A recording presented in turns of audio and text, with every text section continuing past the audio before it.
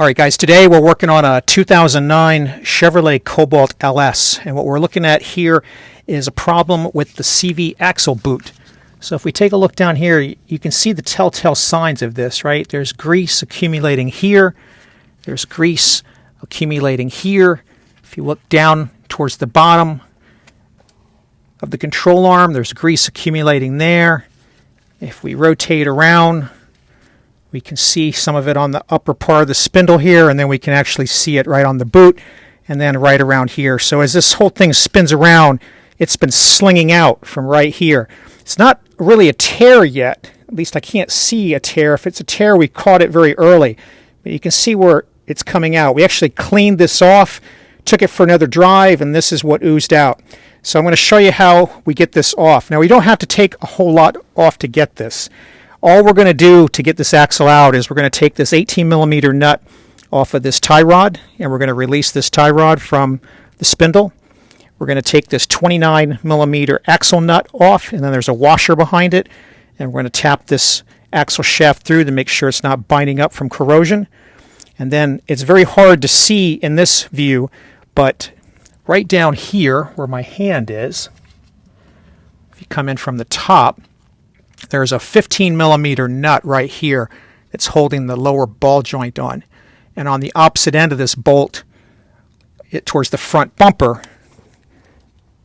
is a 16mm headed bolt right there. So we're going to take this 16mm bolt out.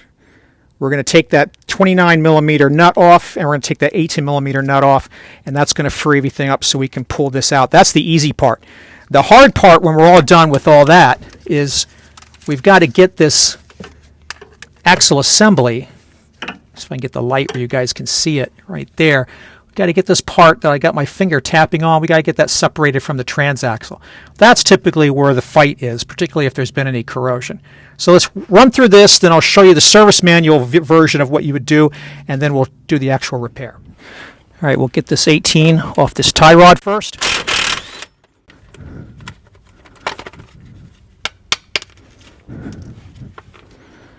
We'll leave that on there.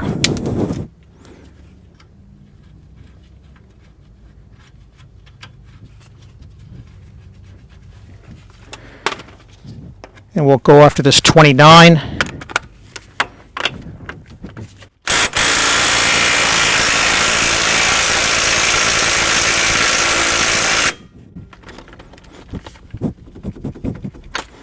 There's a lot of corrosion on this guy, so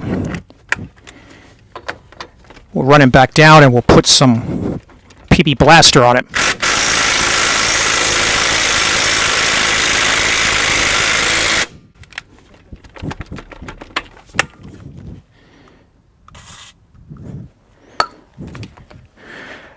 Now it should come off.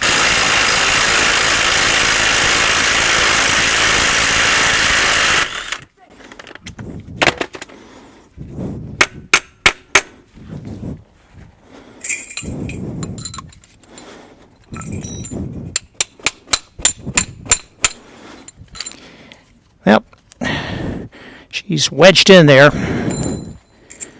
Get that in just a minute.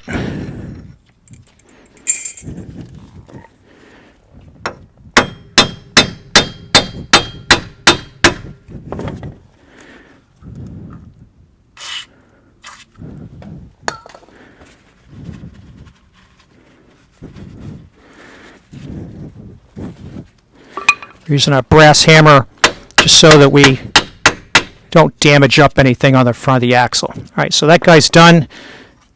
We'll figure out how to pop our nut out of our socket here in a little bit. Let me reposition the camera, and we'll go after that 16mm bolt. All right, 16mm on the bolt side, 15mm on the nut side.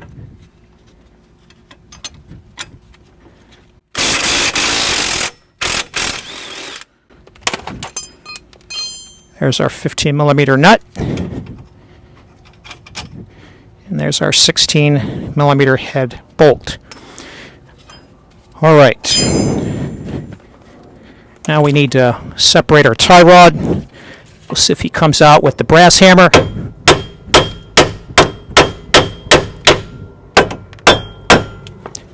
That's done. And now we need to separate our ball joint. Okay, be sure you pull the tie rod out of the spindle after you get it to let loose. All right, we cleaned up some of this grease over here so we could see where the rivets are and get a better view of the boot. So we can be a little bit more aggressive now and know that we're not hitting anything.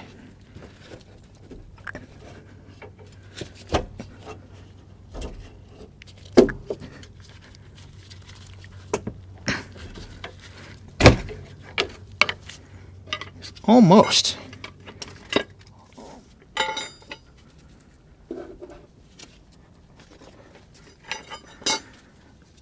Well, guys, I was going to say that this was the easy part, but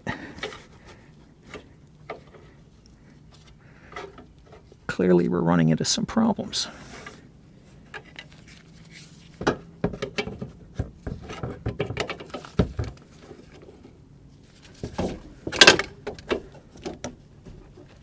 There we go, finally. Finally.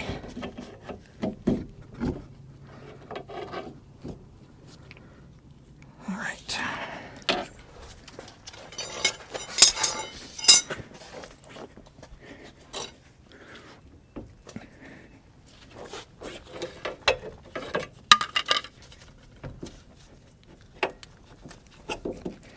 Okay, now with the ball joint finally separated, you can turn this away like this.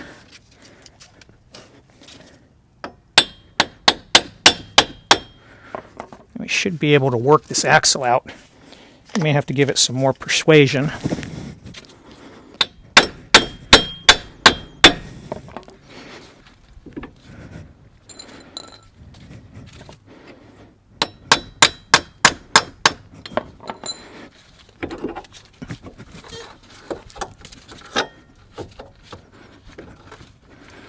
All right.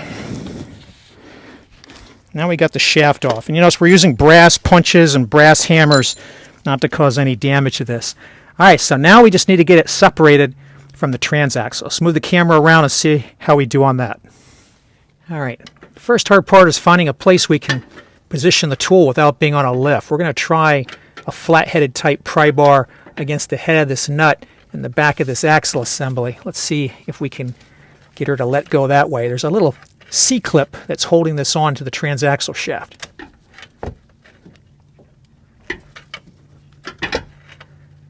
Just gotta find the best wedge spot.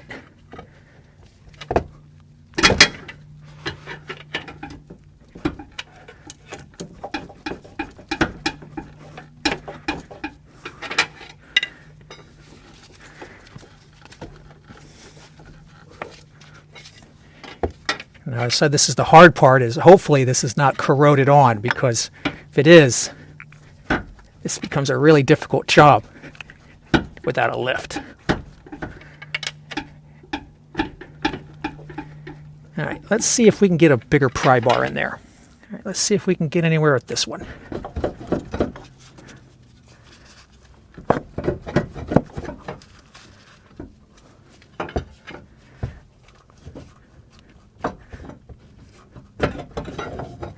Nope.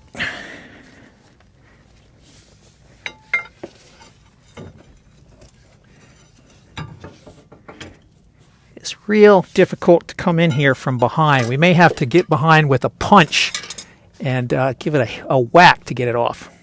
All right, let's try putting this guy right behind here. See if we can give him a pull.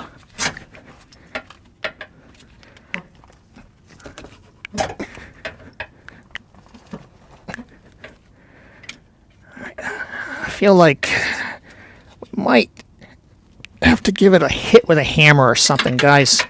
Should not be this hard to get off. All right, guys, this is what we ended up doing. We got it loose. I'm sorry I wasn't able to get it on camera because I had to commandeer my camera assistant to hold this tool. Basically just a piece of pipe that I normally use as a cheater bar. And you can see it's been used to bang on stuff for a lot of times over the years. But this actually, anything like this or even a very large 1-inch drift would work. And what I did is I came in here and very carefully, because you see you've got a sensor here with this switch harness, you want to get that out of the way. We put it behind one of the flats on this axle piece, like you see here, and then we gave it a whack from the other side. The most important thing is don't let it hit the sensor and damage it. So we were able to keep it far enough away. If we zoom in back there, you can see there's plenty of room where it's nowhere near the sensor. There's a good ½ inch of space. And then if you keep looking at that rear axle there, let me show you a mirror, and I'll show you the rear flat that we're talking about. Apologize for knocking over some stuff, but all right, so if we look at the back of this axle, you can see like right on top there's a flat, and right on the side there's another flat, and that's where you'll wedge in the tool. You got to give it a sharp impact to get it to have that snap ring let go, unfortunately. And it doesn't like we had too much rust in our way, but we had enough that we had to get it off like this. And so if we take a look at the top here, this is a good view of one of these snap rings, right? All right, it's a split ring, right? So this guy has to be impacted in enough so he'll compress to let this slide off so you can remove it. And you want to pull it in nice and straight because you don't want to damage the seal that's up here too. So in our case, right, the seal is in good shape. We did not have any leaks. Hopefully this little procedure didn't change that. If you want to, you can replace the seal while you're in here. I'm not going to because it wasn't leaking. As long as we put it back in without damaging it, it will continue not to leak. All right, let's get going on the boot replacement. All right, we're just cleaning up this swage band here. So this is not like a normal crimp clamp that they put on this model at the factory. See, it's just smushed into place. It's perfectly round all the way around. There's no crimp on either end. So what I was hoping to do here is get a good view of where it's leaking, and finally found the little split. If we zoom in, right there. So it's very tiny, and it's just the beginning of a split. Normally you wouldn't catch it this early. It would be a lot bigger by the time it was noticed. You normally wouldn't catch something like this until maybe the tires were rotated or something like that. But we caught it early. All right, so what we're going to have to do is we're going to have to cut this guy off on both these ends, and then we'll be able to slide this boot off out of the way, and then we'll be able to show the new kit and put it on. It'll take us a lot less time to do this repair than it did to get this axle off. All right, guys, there's probably a lot of different ways you can get these off. I'm going to cut them off with a Dremel wheel. Get your eyes and ears on.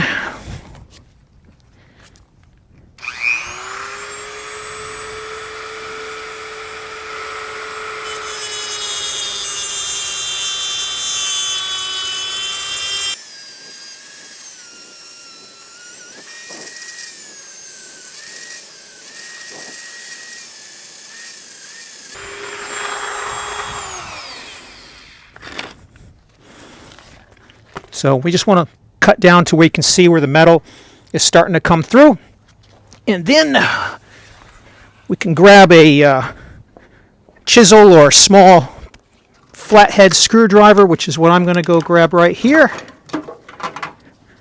And we can try to prise this guy off. Just like that.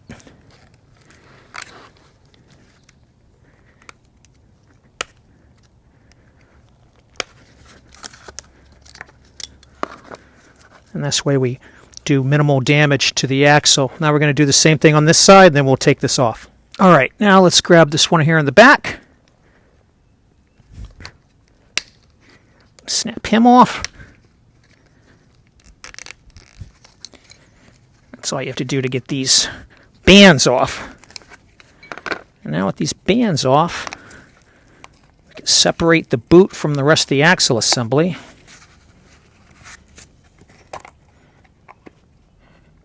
What we got to do next is we've got to clean out all that crap in there, this old 14-year-old lubricant, and then we can freshen it up with the new lubricant and the new boot.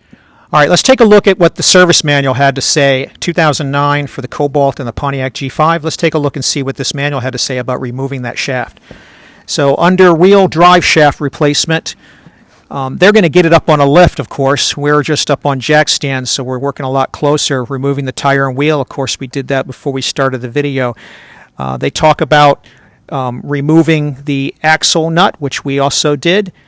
And they talk about, let's see, after removing the axle nut, they talk about removing the ball joint. We also did, although we didn't use this special tool. They've got this special tool for pushing in the axle shaft. I'm telling you guys, from doing this for decades, a brass hammer and a punch is fine. If you want, that's a J28 733B that's going to separate that shaft from the steering knuckle if you don't feel comfortable hitting it with the brass hammer. Now, to get this assembly out of the transaxle or the transmission, sometimes you hear it referred to both ways, the stub shaft could still be attached to the right wheel drive shaft and be removed at the same time as the wheel drive shaft. If this occurs, refer to stub shaft removal on page 17-164. I'll show you that. That is likely to happen. Now, what they use to get it off, these flats get a U-bolt around them. If we zoom into this picture here, these flats get a U-bolt around them, and that attaches to this slide hammer attachment. And this slide hammer attachment is what the dealership would use to get this thing off. So it's the same kind of approach. You've got to give it a sharp blow or sharp jolt to get that split ring to squeeze for a second and let it come through. This particular slide hammer deal is a J2619A combined with a J45 341, and that's what they would use to remove this. Just to show it to you while we're in here, when they install it, they put one of these disposable seal protectors in here, right? So that is a J44 394A. That's just to protect the seal so you don't have to replace it. If you touch it with the splines, there's a good chance you'll nick it. If you nick the seal, it's crap. It's going to leak. So you need to be very careful if you don't have this to not nick the seal. I'll show you what I do to avoid that. Once you get past the splines, you can pull this thing off and discard it. That's what the dealership would have done. Then what they would have done is apply a small amount of grease. And they give you a GM part number here of 1051 344. This is just wheel bearing grease to the splines. I'll show you putting that on as well, just to cut down on the corrosion. And then they tell you don't pull on the drive shaft, only pull on the tripod piece itself that's inside the, the other side of the large side of the boot. Just don't pull on the small piece, pull on the large piece. And then they reassemble it pretty much the way they took it apart. And we'll show our reassembly as well. All right, in a separate section of the manual, here's that stub shaft removal reference that we saw previously. Now they're talking about removing the stub shaft out of the transaxle itself. In our case, it came out attached onto the axle shaft. And there's the important thing to note here is there's a couple of these rings. Right? There's one here and there's one up here. That is where our piece is stuck on. What's important to note is this is not reusable, right? Remove and discard the snap ring 57 from the end of the stub shaft. The stub shaft snap ring is not reusable. All right, let's go back to the service manual and let's see what it says about disassembling the axle shaft itself. All right, so let's see. Inner joint we don't want. We want outer. Here we go. Outer joint and boot replacement. GKN. There's two of these. There's a GKN, and then later in the manual they talk about a Delphi one. This video is going to be about the GKN. Okay, we're going to get it up in a vise. We're going to cut these clamps. They mention to not cut through the boot when you're doing this, because if you cut through the boot, you may damage the sealing surface of the housing and the CV joint itself. So then you'll end up with a leak and the whole thing's shot. So you notice I only cut through until I was just able to get a slotted screwdriver in there and break the rest of the remaining metal off to not have any damage to the axle shaft itself. Then they mention that you're going to have to get a piece of wood and a hammer. So we'll use a dead blow hammer, and we're going to have to knock out another one of these split rings that hold these two pieces together. We're going to get some of the grease out of the way before we do that so it's not a huge mess, and then you're going to be able to remove the boot. Now the boot may be just aged on there to the point where you have to cut the old one off. I don't know yet. We're going to have to inspect where we get with that. At that point, reassembling is going to be putting the new boot from the kit that I'm going to show you in a minute back onto this shaft after we clean it off, of course, ensuring that the boot fits into the groove. So the boot part 1 fits into the groove part 2. Part 3 is the actual shaft. We're going to take half of the lubricant, approximately half the lubricant inside the boot, and the other half is going to go into the CV joint itself. Then we're going to take a block of wood and a hammer, and we're going to reseat that split ring, so these two pieces are back together, and then we're going to pull the boot back over the CV joint, and then we're going to take our two crimp type clamps, open them up, and put them on each of these places of the boot, the small one here, of course, the large one here, and then we're going to use a special tool. We're not going to use the J35910 that the GM dealers would use. I'm going to show you an aftermarket version, and I'll link to that in the description along with these parts. It's a lot cheaper for the aftermarket version. They show it here with a torsion type torque bar, but this is just a graphic they've reused. There's actually no torque here. What you're after is a measurement. So the gap in the small one is going to be 2.15 millimeters, and the gap in the large one is going to be 1.9 millimeters. So that's what you're after. You're after a measuring of a gap, not a particular torque value on this crimp. Once you do that, we're going to move it around a few times to make sure the lubricant's all over it before it starts up, and then we're going to reinstall it back into the vehicle like we showed earlier. All right, guys, next thing we're going to do is we're going to remove this snap ring here because it is not reusable like I showed you earlier in the service manual. Just want to get it off very carefully where it doesn't go flying. So we'll have to replace that after we clean up this stub shaft. And then, like I said, normally this would stay in the transmission and this piece on the axle would come off. Right, guys, if you look right down in here, we zoom in, we can see the play that we have is that snap ring. So we just got to get a piece of wood in the right spot to dislodge it.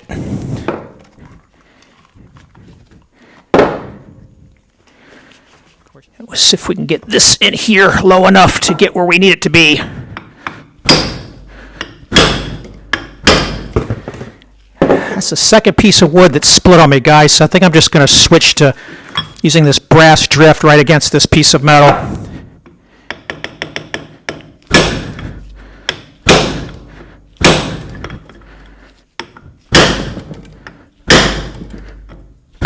Yeah, this wasn't going to come off with a piece of wood. No way.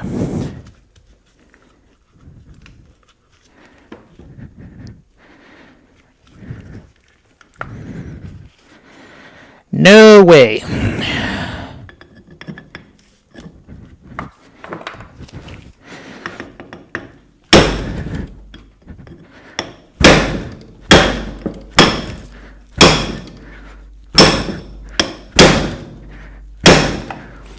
It's going to come off with a brass drift either.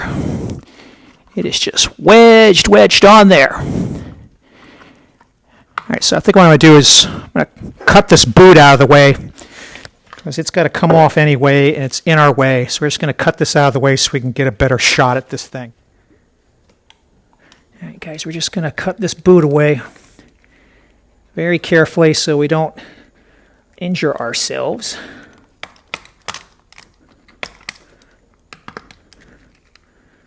They're actually pretty tough.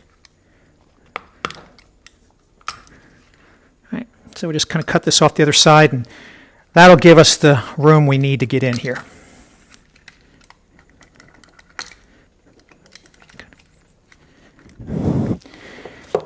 Let's give our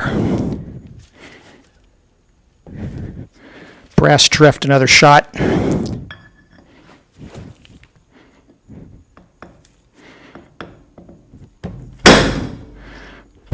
There we go. Well-placed hit, finally got it. All right, guys, here's the little ring, just like was on the stub shaft that this guy was bound up on. You just got to get a really good whack to get it to get loose. There's no corrosion problem here with all this grease. It just needs a really good, well-placed whack. I'm sure you could do it with a piece of wood if you got it in the right spot. Brass is fine because this is all hardened steel and the brass is super soft, so the brass is not going to damage it. What's going to happen is the brass is going to take all the damage from the impact rather than the steel, right? So the brass is all scuffed up and dented, but the steel is untouched and unmarked. That's exactly why I use these brass kind of tools in these kind of situations. The wood was just absorbing too much of our force and getting rid of the shock that we needed. All right, so now we're going to finish cleaning up. I'm going to take this guy, get it in the parts washer first to see what we got to deal with. All right, guys, so here's where we're at after the parts washer. So we've got this back down to bare steel. We need to get this snap ring out of here so that we can put the new one in that comes with the kit. And the last thing I'm going to do for cleanup is I'm going to wire wheel off this rust that has intruded up to the point where the boot's going to be. So we'll do that. And then here's the CV joint itself. So we've gotten this all cleaned out. We've got all the old grease out of there. This particular type you do not disassemble, so you clean it all assembled together like that and leave the balls alone. So we got to work fast here because it'll quickly surface corrode with no lubricant on it at all. So the other thing I'm going to do here is I'm also going to wire wheel off right in front of this band area. So get some eye protection, and I'll just show you a couple of clips of what we're doing there. We want to stay away from the groove where the boot sits.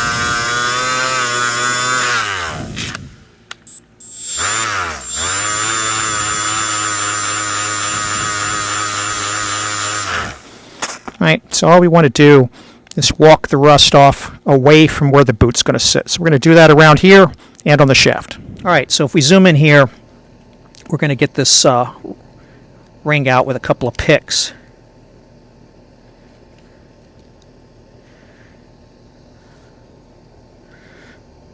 Just need to get it up and over the grooves all the way around, because this one's really too thin to use a tool. So I've got that one. If I can hold this while I get the rest of it popped off.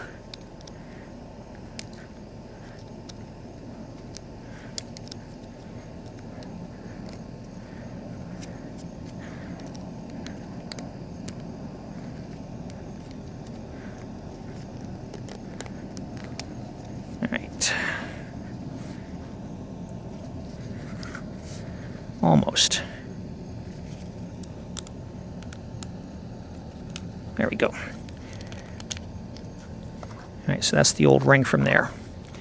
And so at this point, we've got this all sanded down here already. Obviously, this is all cleaned off. The ring's off.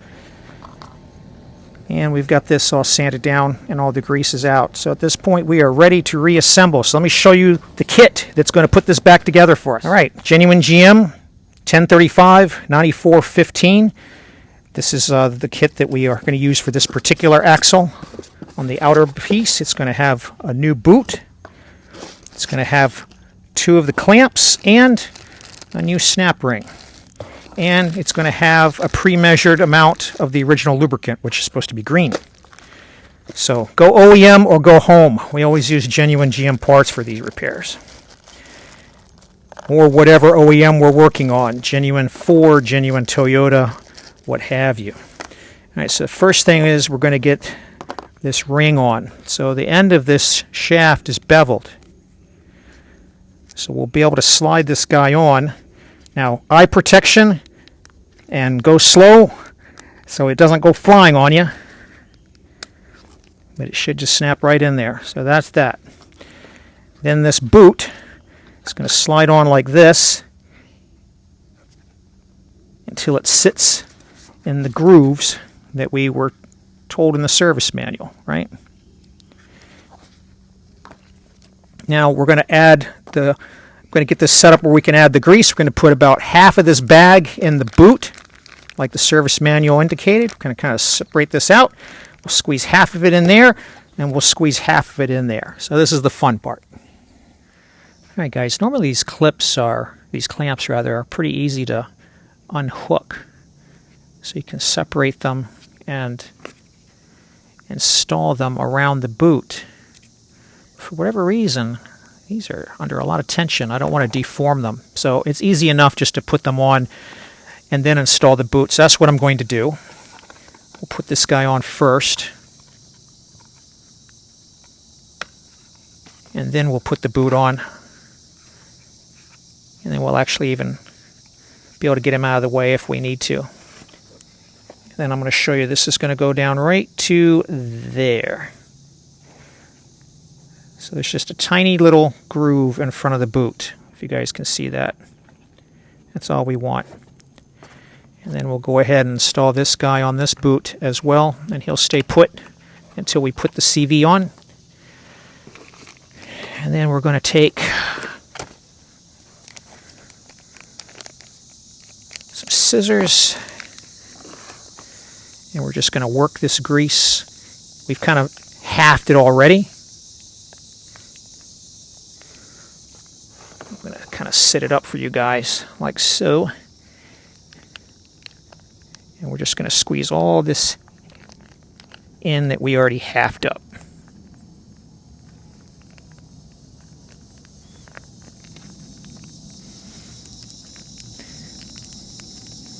This grease has got a lot more thickness to it than the old grease. Obviously, it's not all worn out.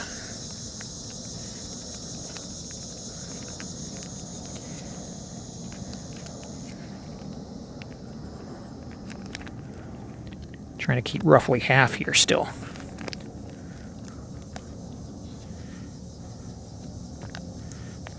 All right. I'm going to get some on the splines and on that snap ring to make it easier to assemble everything.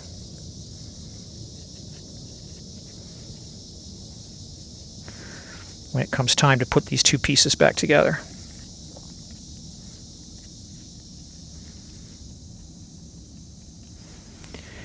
All right. Now I'm going to grab our joint. I'm going to try to get as much of this off my fingers as I can, because we want to salvage all of it. And now that we've gotten half off into the boot, we can take all the rest of it and squeeze it into the joint. And what I'm actually going to try and do is get it all the way down underneath first.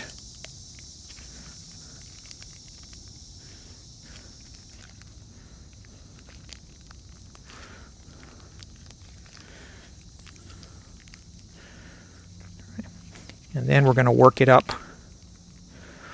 into the balls themselves. So that's the technique. You guys don't necessarily need to watch me do this whole piece here. I'm going to get all this squeezed out and into the joint. Whatever I can't fit in the joint, I'll get in the boot, but we're going to use every bit of this bag because this is a pre-measured amount that we should be using. So when we get all ready to snap it together, we'll come back. All right, now we just want to get the grease off the area of the boot that we're going to be trying to seal.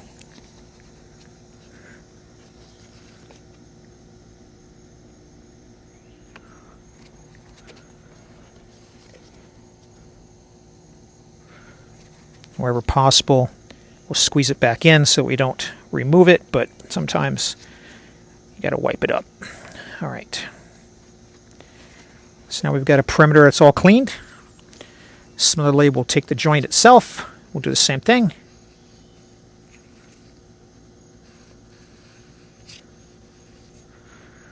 All right, so we don't want any grease around that perimeter area. Now, hopefully, it won't squish all out when we do the step of putting the two of them together now.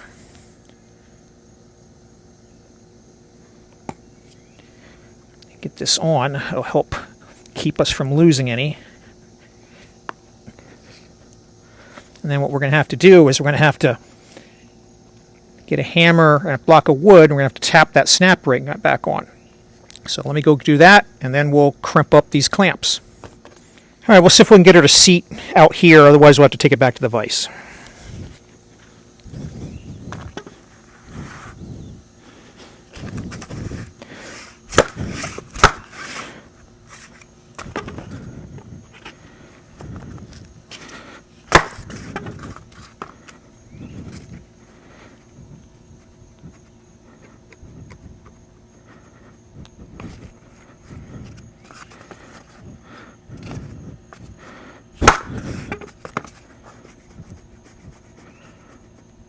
Okay, yep. I wasn't sure if it seated or not, but it got on there. All right, so a little bit of the grease popped out the sides. Let's clean that up so we have a nice seal. And now we're going to use our crimping tool. The way this guy works is he's got a little foot and a couple of teeth. and he's got a couple of half-inch things you can put breaker bars and torque wrenches in if you need to.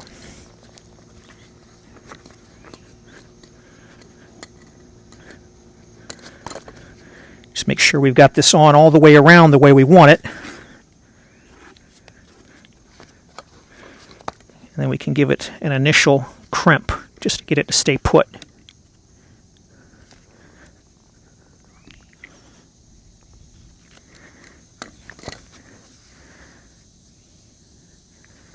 Again, we only get one shot at it, so making sure that it has seated all the way around.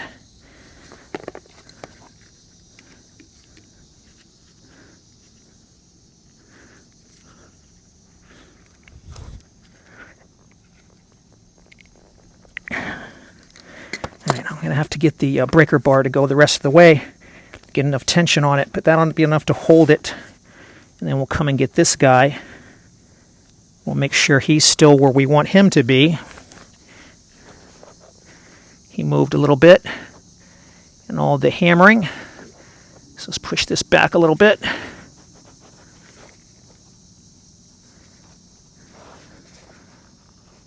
we go. A little bit too far.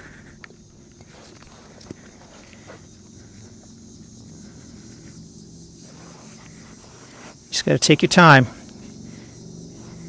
All right, and then we'll give him an initial pinch as well so he'll quit moving around, kind of stay put.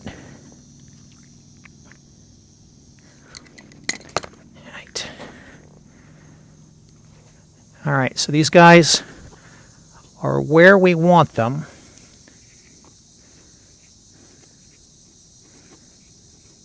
Before I put this down some more, I'm just going to see if when we originally took this off, if this was open or closed here. But we'll come back and we'll show crimping the final crimp. All right, guys, right? If we zoom in here, we can see we've got this smaller clamp exactly the way we found it with this little gap showing. And then on the big clamp, we've got the gap closed, because that's how it's supposed to be, right? So this is supposed to be fully seated right up against that ridge. So at this point, we're ready to finish crimping these down. Now, we can only crimp them so far with this tool I'm using. This is a Lyle 3800. It's a kind of a USA tool, and you can see it's got like a little anvil on the top there. And the idea is that as the sides crimp, this anvil squishes from the top. But when you got these really big type ear clamps with a dimple on them like that, this actually gets in the way, right? It prevents you from going all the way. If you look on the back of the package on this guy, it even tells you if you're doing these heavy dimpled stainless steel clamps used on GM applications, typically when there's a torque wrench being applied, you have to remove the anvil from the tool to deactivate it so that you can work on this kind of a clamp. So this is just a specific piece of information for this particular tool. What you end up having to do is take this hex head bolt off and the nut, and then you take this piece out and you stick a 1/8 inch washer in there, and then we'll be able to do what we need to do. We've got our guy calibrated here, or at least I had him calibrated here to 2.15. He moved a little bit. This will let us know if we've got it crimped enough. So I'm going to go reset that to 215 and we'll go set up and I'll show you how to do it. All right, guys, so we've got the anvil taken out of the tool. This is the second design. If you got one of the older versions of this tool, then just the little cam comes out. So now we can get this to where we need it to go. We've got our caliper set to 2.15. We're going to start on this guy down here. What I'm going to do is I'm just going to pop in a breaker bar into one side. If I can get it lined up properly. And then for the front side, I'm just going to use a ratchet wrench.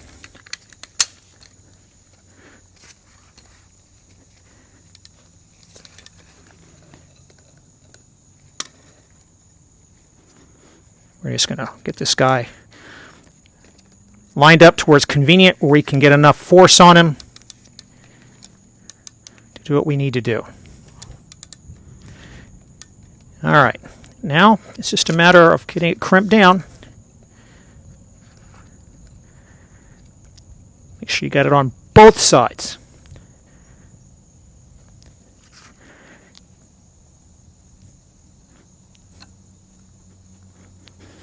All right, so just going to go in slow increments, just like that. And we'll keep checking. Our guy keeps automatically shutting off here.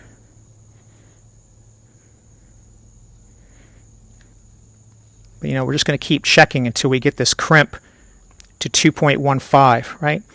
So I'll keep doing that same process, and I'll bring you back when we're done, and then we'll do the same thing on the larger ear clamp. All right, guys, we're all done here. It took a couple of shots, but we're at 2.15 on our gap. And then on our front one, it was 1.9.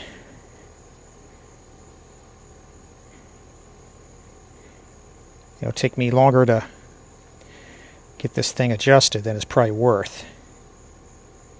There we go. This one's probably a little bit off. Maybe it's 1.95 or so, but that's close enough. So we are done. Now the last thing the service manual mentioned is rotate this around a few times. Make sure that grease is all worked in. And then the other thing I would advise you to do, make sure you can feel the detent of that split ring sitting in the groove. Just one last check to make sure it's seated. So this guy's ready to install. We just need to put a little bit of grease on the inside here, like the service manual indicated. So the grease that we're going to be using is a 105 1344. The number's worn off of this, but it's just GM wheel bearing grease. That's what they recommend for that. So a very thin amount, and we're ready to reinstall it. All right, guys, we zoom in here. We've just brake cleaned this out to get the old grease out. We don't need a lot.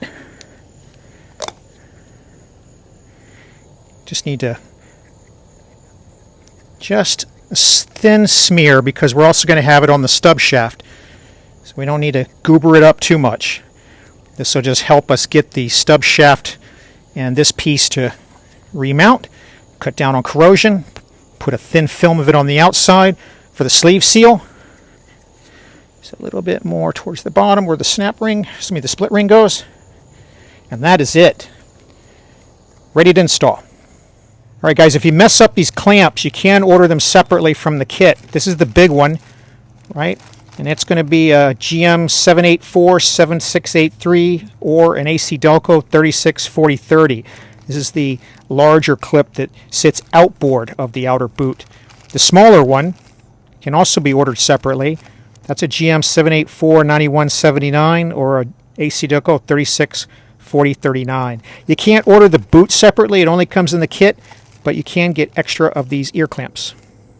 All right, if you're wondering about what to do with this, I covered this already in an older video. I'll link it up here in the upper right on how to rebuild this guy, because you're going to have to put a whole new sleeve on it, and new rings on it, and you'll need a new seal on the transmission side. So just follow that video up there for what to do on getting this ready if yours came out. If yours didn't come out, then all you need to do is one new ring. When we get ready to mount it, I'll go over that part number. All right, guys, so you can see we've got our stub shaft reinstalled up here. Like I said before, I linked the video where we rebuilt this earlier. If for any reason you didn't have the stub shaft come out, and so everything was still there, and this guy came off and left that piece in, then all you have to do is replace the split ring on the end. And that is a little guy that looks like this, right? Painted yellow. And that part number would be 2420 5145. And you would just need to use your snap ring pliers to put a new one of those on, and then of course put your 105 1344 type grease on the end. We put very light coat on this side, if you recall, and you'd put a heavier coat on that end. Now you see how this is beveled right here at the edge? What's going to happen is this ring, get this little corrosion piece out of the way they put in there to keep it from rusting. As this guy hits this bevel, he's going to get squeezed in, right? That's going to close him up, and that's going to allow him to go inside here. And if we look down inside here, you can see way down there is the groove he sits in. So what we're going to be doing now is we're going to be getting this guy setting into that groove.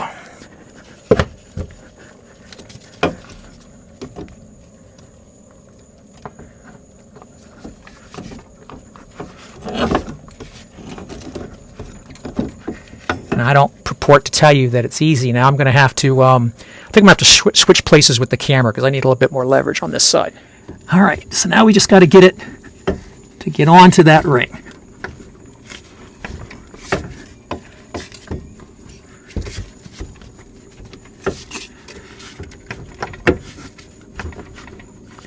And just like the original problem that we had, there it goes. I don't know if you guys heard that click. That was it. Hopefully you heard it. You should be able to hear it sitting inside there. So now we've got it back on. Now what we've got to go do is get it reassembled. So I'm going to switch again because it's easier for you guys to see on this side. All right, guys, so this is just a shot with the mirror so we can see the green of the seal. There's the sleeve, the black part of the sleeve seal. Then you can see we've got it maybe just a fraction of a millimeter off from the original witness mark of the rust piece. So we have that as a secondary indication that it's fully seated into the groove. All right, guys, we cleaned all the splashed up grease out of the wheel well area. We got all of it brake cleaned off all these components. So now we're just ready to do the final reassembly here. We're going to put some of this chassis grease on the splines of this shaft here. And again, this is just a corrosion inhibitor kind of step.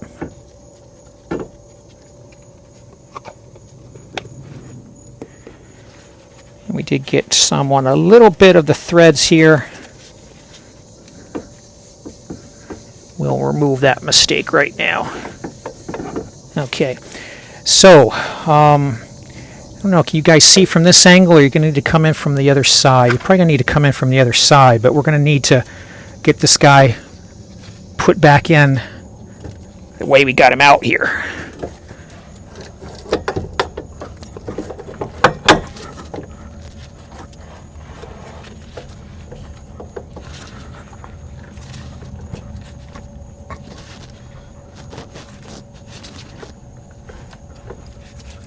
There he goes.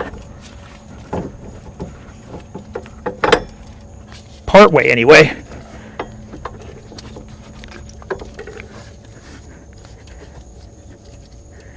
You just have to finagle with it for a little bit until you can get it to line up with the splines exactly.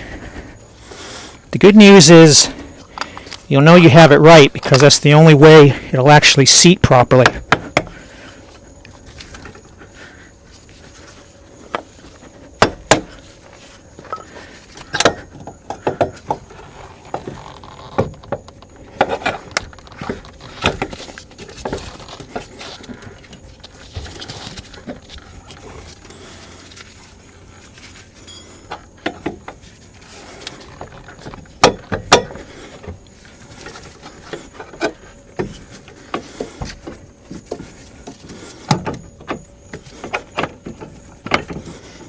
There it goes. All right, finally, guys. All right, guys. This little indentation here is where the bolt sits. That's what retains it. So we just got to get this guy back up in there in the bolt position. So I'm going to see if I can do this with just my leg, but I might have to have a crowbar. We'll see.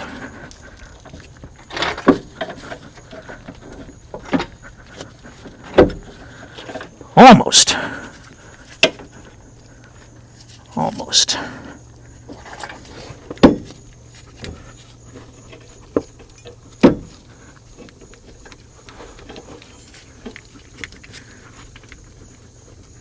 There we go. And then we'll put our 15 nut on the other side. And we'll snug him up. And then you can see we'll put the tie rod in here as well.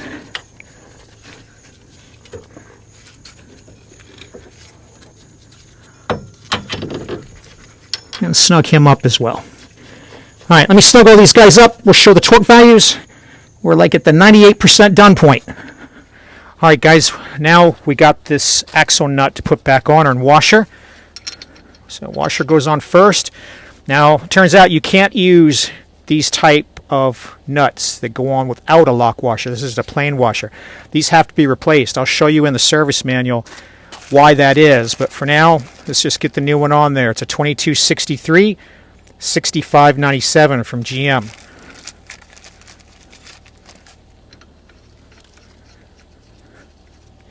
And we're just going to go ahead and get this guy snugged down, and then I'm going to show you in the service manual what the torque values are. The torque values are going to depend on the RPO codes of the type of axle you have. So let me get this snugged down and then we'll come back. Guys, for the tie rod, the outer tie rod, it's going to end up being 18 foot-pounds plus an additional 90 degrees. All right, guys, for that ball joint pinch nut, we got to look at the lower control arm replacement for the front. And then we'll find that bolt, that 16 millimeter bolt, and that 15 millimeter nut. It's done in multiple passes. So first 37 foot-pounds, then back it off 3/4 of a turn, and then tighten it to 37 foot-pounds plus 30 more degrees. Okay?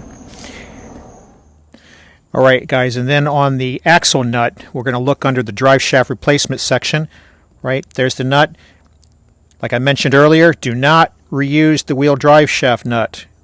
Use a new one only. Just due to the torque involved on this and the metal fatigue, it's not safe to reuse these, so you can't do that.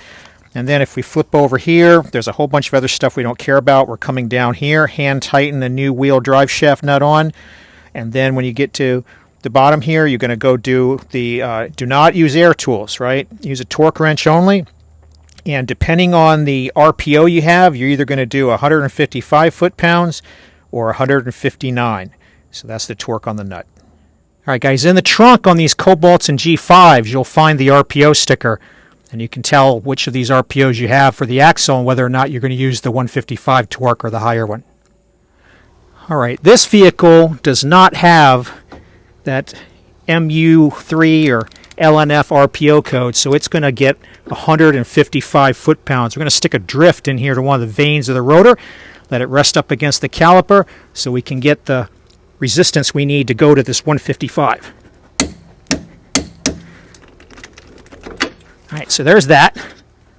All right, our tie rod over here with our 18 millimeter is going to go to 18 foot-pounds.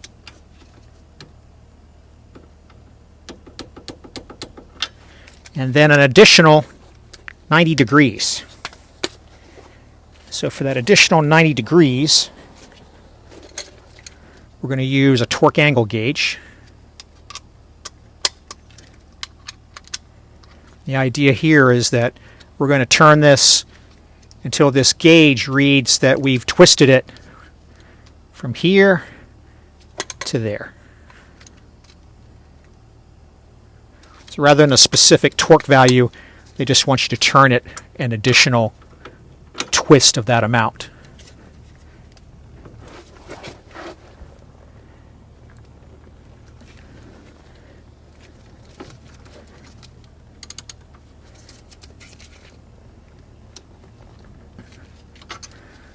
All right, so we've done it 30. So we just have to do 60 more and we're done. So I'll finish this one up and then I'll show you how to do the bottom one.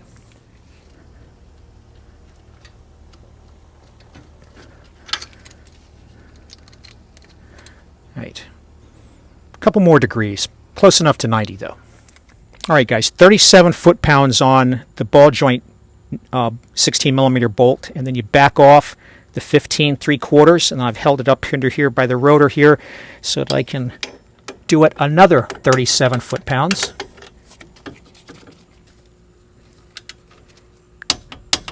All right, so we're done with that. Now we need an additional 30 degrees. It's a lot more cramped over here.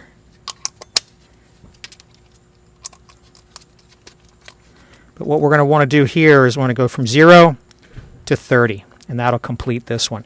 So I think what I'm going to try to do is hook it up on the vane of the rotor. So I'm going to have to move the camera out of the way, we'll get it positioned, and then we'll torque it down. All right, let's see if we can just grab this on the caliper. Get the 30 degrees we're after here.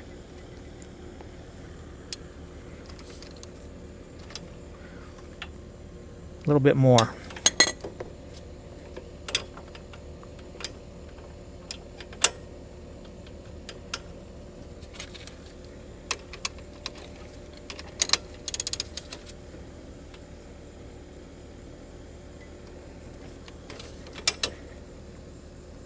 30 degrees. We're done.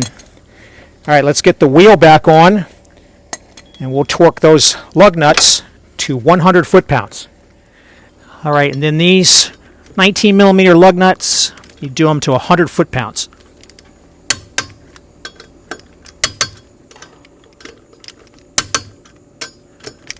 With that, guys, the job is done. If you had lost any transmission fluid when they pulled the axle off, that's always a possibility. We didn't on this particular vehicle, but that's always a possibility. You're going to want to check the level to make sure it's correct. But other than that, it's done. If you got comments or questions about what we did, go ahead and leave something below. I'll try to help. If this helped you get your job done yourself, saved you some money, taught you how to do this, pay it forward, hit that like button. I'd really appreciate it. And as always, thanks for watching.